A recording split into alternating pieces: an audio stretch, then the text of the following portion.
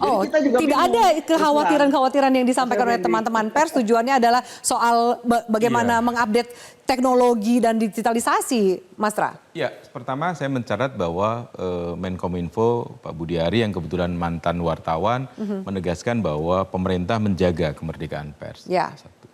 Yang kedua, saya juga mencatat Mas Bobi menunjukkan bahwa ada kerancuan atau mungkin kebingungan dalam proses penyusunan draft RUU ini, kalau disebut sebagai draft RUU ini.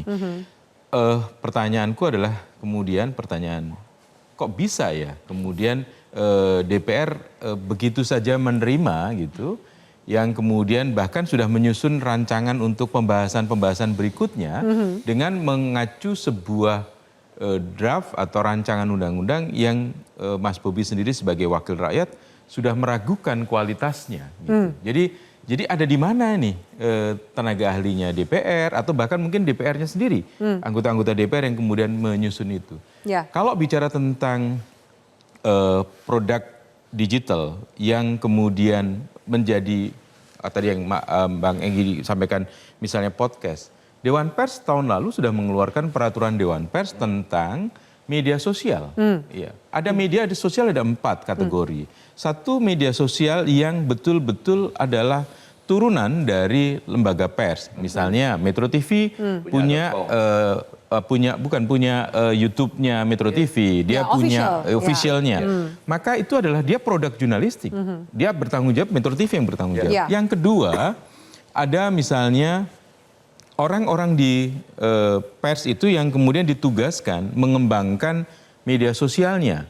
Ada aturannya. Kemudian misalnya kita sebut misalnya bocor halus di Tempo, misalnya Back to BDM di Kompas dulu misalnya gitu.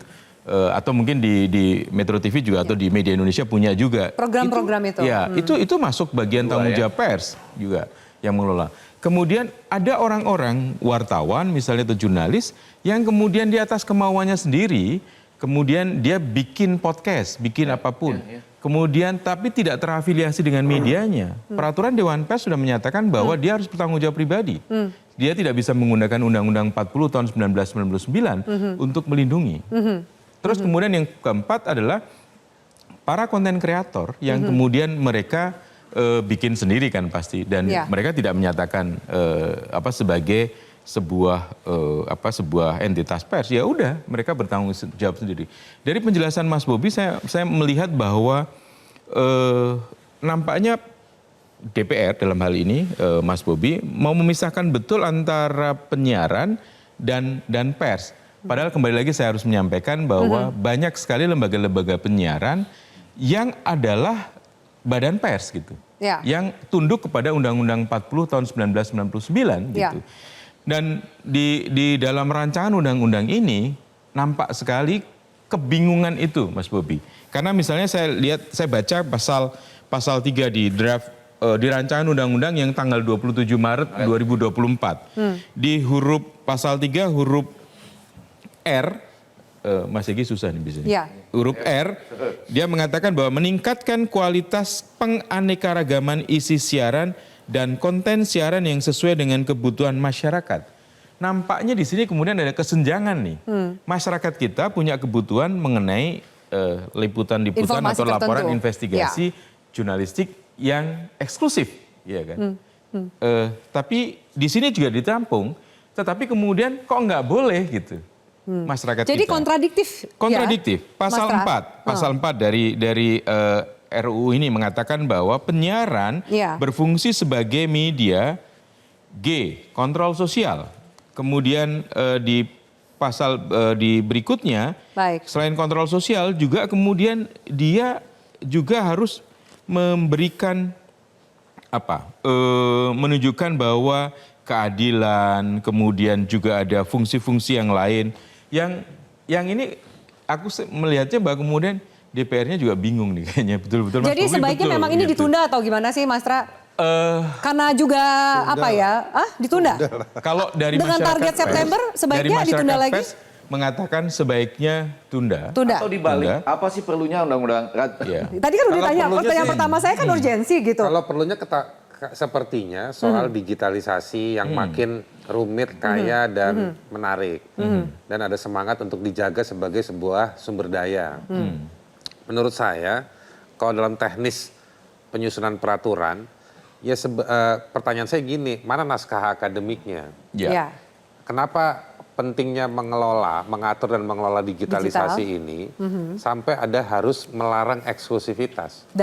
Bukankah kekayaan digital tadi itu dia justru makin hidup karena ada banyaknya eksklusivitas liputan? Maka kita perlu tahu apa sih prediksi 50 tahun ke depan? Apa sih masalah kita hari ini? Nah itu semua harusnya dijawab di naskah akademik. Nah pertanyaan saya gampang nih. Pak Bobi sebagai legislator bisa nggak kasih tahu ada nggak naskah akademiknya? Harusnya ada ya. Oh itu harusnya harusnya kudu. Ada. Itu kudu. Baik. Sebentar. Kebetulan baik. Saya minta tanggapan juga Pak Menteri karena di segmen terakhir ini Pak Menteri baru akan bergabung bersama kita. Tanggapan Anda lebih jauh Pak. Ini kan juga ada masukan yang lebih banyak. Jangan sampai kemudian ke depannya kekhawatiran lebih jauhnya dari masyarakat membungkam media bahkan menjadi corong propagandanya pemerintah yang mana sebenarnya publik memerlukan kebenaran untuk mereka mengambil sebuah keputusan. Pak Menteri? Hasil studi kami terhadap perkembangan digitalisasi di berbagai masyarakat di dunia, itu ada tawaran untuk membentuk yang namanya Social Media Council atau Dewan Sosial Media. Siapa saja anggota Dewan Sosial Media, akademisi, tokoh agama, masyarakat, unsur pers dan sebagainya.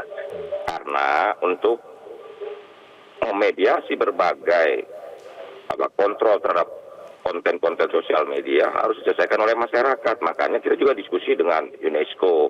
UNESCO juga merekomendasikan untuk Social Media Council. Kebetulan teman-teman dari UGM, dari kampus UGM sudah mengkaji itu secara akademis tentang perlunya pembentukan Dewan Sosial Media di Indonesia untuk melakukan kontrol-kontrol itu. Menurut hemat kami, karena kecenderungan dan tren generasi mendatang ini mengkonsumsi media lewat kanal-kanal sosial media, bukan lewat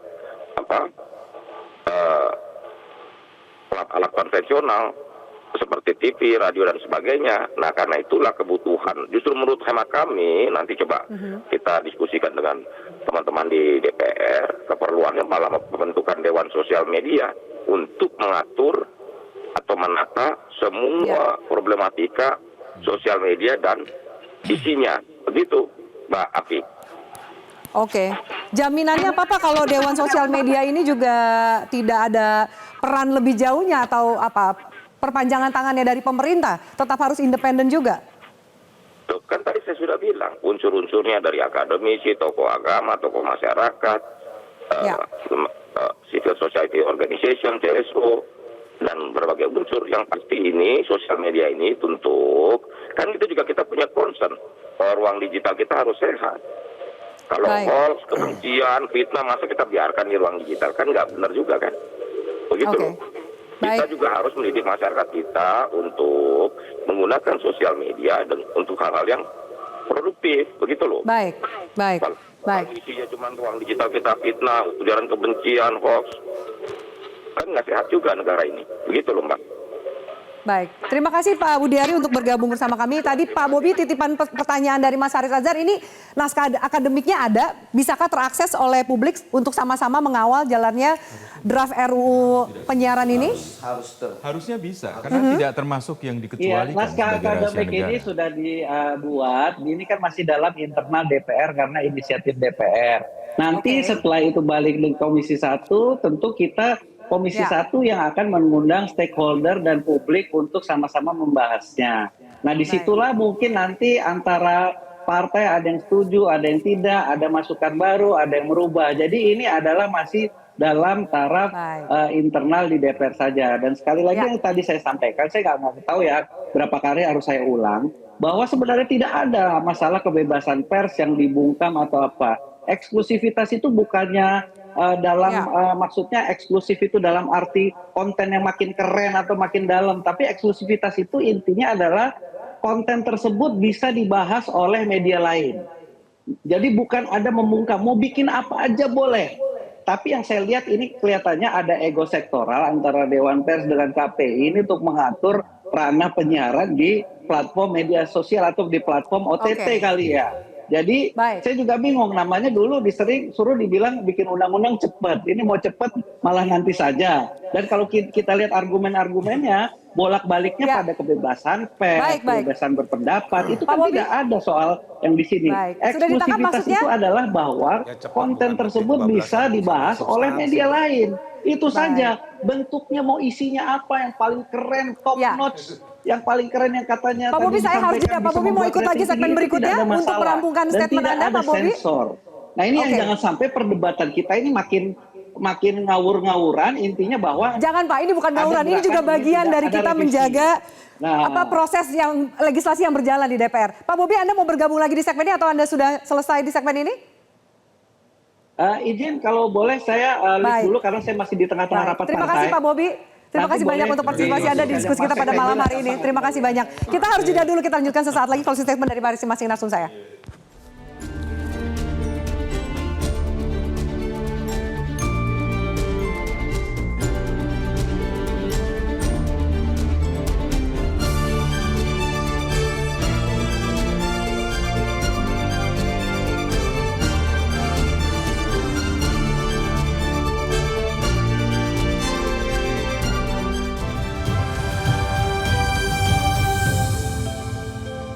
Jelajahi cara baru mendapatkan informasi. Download Metro TV Extend sekarang.